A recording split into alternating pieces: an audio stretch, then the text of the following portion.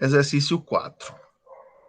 Uma partícula move-se ao longo de uma hélice circular no espaço tridimensional de tal maneira que o seu vetor posição no instante t é dado por essa parametrização. Então, R de t ele é 4 cosseno de πt na componente i, mais 4 seno de π vezes t na componente j, mais t na componente k.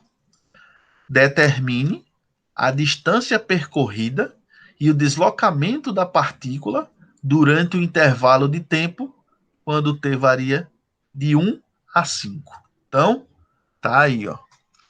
O cara quer saber, né, dada essa parametrização, já disse que é uma hélice, ele quer que você determine a distância percorrida quando o t variar de 1 a 5 e o deslocamento da partícula durante esse intervalo.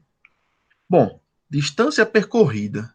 Ele quer saber o quanto você se deslocou quando o t, né, variou entre 1 e 5. Bom, solução. O vetor velocidade, nós sabemos que ele é a derivada do vetor posição. Beleza. A norma do vetor velocidade é a nossa velocidade instantânea. Beleza. E para descobrir a distância percorrida, nós tínhamos uma expressão, né? Era o comprimento do arco, né? A S. E a S era a integral de T0 até um certo TF da norma de V de T dt. Essa é a expressão. Eu preciso de um tempo inicial, o problema disse para mim que era igual a 1. Eu preciso de um tempo final, que era igual a 5. E agora eu preciso calcular V de T. V de T é a derivada de R com relação ao tempo. Depois eu calculo a sua norma. Então, calculando a derivada de R com relação ao tempo, então vamos lá. R de T é cosseno 4 cosseno de πt 4 seno de πt e aqui é t, né? Então a derivada de R é o que temos como velocidade. Então a derivada de 4 vezes o cosseno de π vezes t dá 4. Dá 4. Derivada do cosseno é menos o seno vezes aí a regra da cadeia, ó. A derivada do que está dentro aqui, ó. A derivada de π vezes t com relação a t. Isso dá π. Arrumando a casa, isso dá menos 4π seno de πt. A outra componente, a derivada de 4 seno. A derivada de 4 seno de πt é igual a 4 vezes a derivada do seno de πt é o cosseno de πt vezes, agora você vai calcular a derivada do que está dentro, né? A derivada de π vezes t. A derivada de π vezes t é π. Então, arrumando a casa, isso dá 4π. Isso dá 4π. Cosseno de πt na segunda componente. E na terceira componente, a derivada de t com relação a t dá 1. Então, tá aqui. O nosso vetor velocidade, v de t, ele é o vetor menos 4π seno de πt na primeira componente. Na segunda componente, ele é 4π vezes o cosseno de πt. E na terceira componente, ele mede 1. Então, esse é o nosso vetor velocidade. E agora eu preciso calcular o seu comprimento, a sua norma. E a norma do vetor velocidade é tirar a raiz quadrada e somar cada componente ao quadrado. Então, menos 4π seno de πt ao quadrado, somado com 4π cosseno de πt ao quadrado, somado com 1 ao quadrado. A gente agora vai trabalhar nessa expressão. Então, essa expressão e essa expressão aqui parece algo que a gente já vem fazendo essas continhas há muito tempo, né? Então, observe que menos 4π seno de πt ao quadrado, isso é 16 π quadrado, seno ao quadrado de πt. A segunda parte dá 16 π quadrado, cosseno ao quadrado de πt.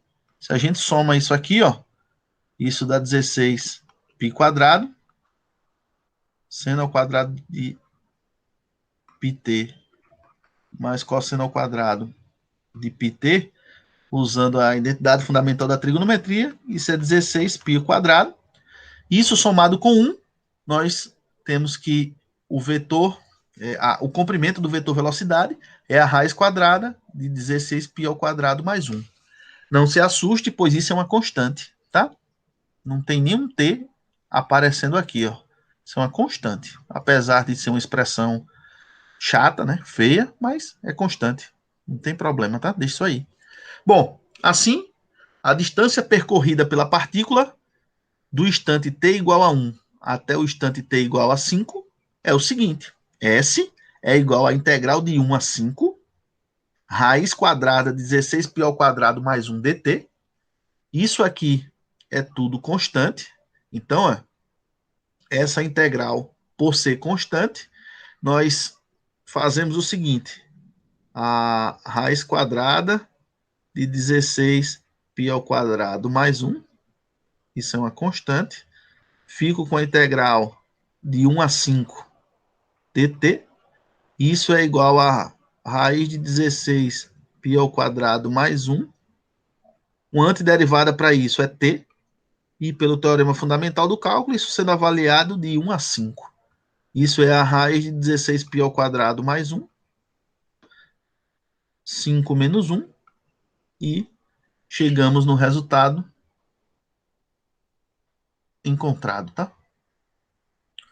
Que é esse aqui,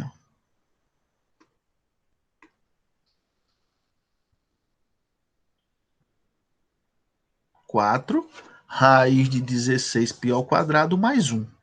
Isso é uma constante, tá? Se quiser ir para uma calculadora, fazer esses cálculos aí, dizer aproximadamente quanto vale, fique à vontade, tá? Mas para mim eu já estou satisfeito com isso. Bom, além disso, segue que o deslocamento durante o intervalo de tempo é o seguinte: não confunda a distância percorrida com deslocamento, tá? O deslocamento para a gente é o ΔR. ΔR é o R final, é o R de 5, menos o R inicial, que é o R de 1. Pega a nossa parametrização, calcula o R de 5. O R de 5 é 4 cosseno de 5π na componente I, mais 4 seno de 5π na componente J, mais 5K. Menos, quem é R de 1 é menos 4 cosseno de π na componente I, menos 4 seno de π na componente J, menos K, fazendo essa soma, olhando para as componentes I, componente J e componente K, temos o seguinte, quem é o cosseno de 5π? É a mesma coisa que o cosseno de π. Cosseno de π dá menos 1. 4 vezes menos 1 dá menos 4. Guarda aqui. Tem outro K na brincadeira, que é o seguinte. Olhando para esse outro cara, menos 4, cosseno de π na componente I. Cosseno de π dá menos 1, 4 vezes menos 1 dá menos 4, menos 4, isso aqui vai dar mais 4. Então, quando eu somar o mais 4 com o menos 4, na componente I isso vai dar 0, tá? Isso vai se anular. Na componente J, seno de 5π é a mesma coisa que o seno de π. E o seno de π é 0. 4 vezes 0 dá 0. Então, na componente J, não tem nada a ser feito, isso dá 0. Olha para o outro lado, a componente J. Seno de π novamente dá 0. 4 vezes 0 dá 0. Então, a componente J se anula sem esforço nenhum. 5K menos K. Então, mais 5K mais menos mais K. Isso dá 5K menos K, que dá 4K. Então, na componente I, isso se anulou. Na componente J, se anulou. Na componente K, nós ficamos com 4. Então, esse vetor aí, esse vetor deslocamento, é o vetor, se você quiser olhar dessa forma, é o vetor 0, 0, 4. Então,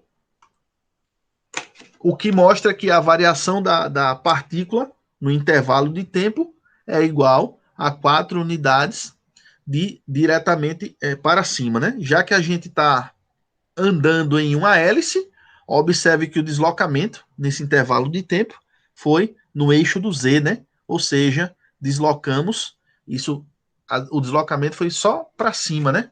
É como se a gente tivesse essa hélice e, sei lá, partimos de um instante de tempo e fomos subindo e digamos que t igual a 1 estava aqui, digamos que t igual a 5 estava aqui, e o que mostra é que esse deslocamento, o deslocamento, foi 4 unidades, né? Uma vez que o deslocamento aconteceu só no eixo do Z, ó, tá? O x foi 0, o y foi 0, e só temos isso. Então, é como se estivéssemos andando sobre uma hélice, e o deslocamento só ocorreu na vertical, tendo como deslocamento 4 unidades para cima.